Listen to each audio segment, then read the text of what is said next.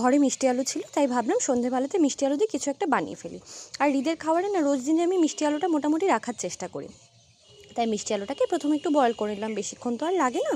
তারপর মিষ্টি আলুর সাথে পরিমাণ মতো আটা আর পরিমাণ মতো সুজি, আর ঈদকে যেহেতু মিষ্টি মিষ্টি দেবো ভেবেছি, তাই হালকা একটু সামান্য চিনি অ্যাড করেছি। জ্যাগারি পাউডারটা আর দিইনি, একদিন খেলে কি কিছু হবে, তো সেই জন্য একটু চিনি, আর আমাদেরটা ঝাল ঝাল খাবো বলে চিলি ফ্লেক্স অ্যাড করেছি। আর শুধু আটা দিয়েও আর মিষ্টি আলু দিয়েও করতে পারেন, কেকের মতো হবে। এই নতুন শিখেছে, দেখুন এরকম চামচ মুখে ঢুকিয়ে রাখবে, যদি পড়ে যায় দাঁতে লাগবে না, কিছুতেই শুনবে না। তারপর ওটাকে একটু সাদা তেলে ভেজে নিয়ে এই যে রেডি ঈদের ভাষায় চপ, ভীষণ ভালো না খেতে হয়েছিল, একদম মনে হচ্ছে যেন মালপোয়া। তো যাই হোক, এখন সে খেয়ে নিক, সে তো খুব এক্সাইটেড যে কি তৈরি হচ্ছে তার জন্য। সে এখন দাদার কাছে বসে বসে খাবে।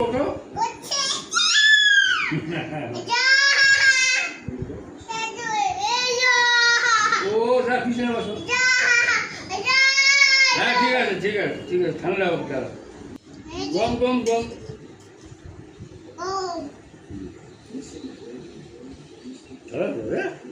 আচ্ছা, তুমি চপ খাচ্ছ? রেডি আমাদের মিষ্টি আলুর মালপোয়া চপ, যাই বলতে পারেন, খুব ভালো হয়েছিল।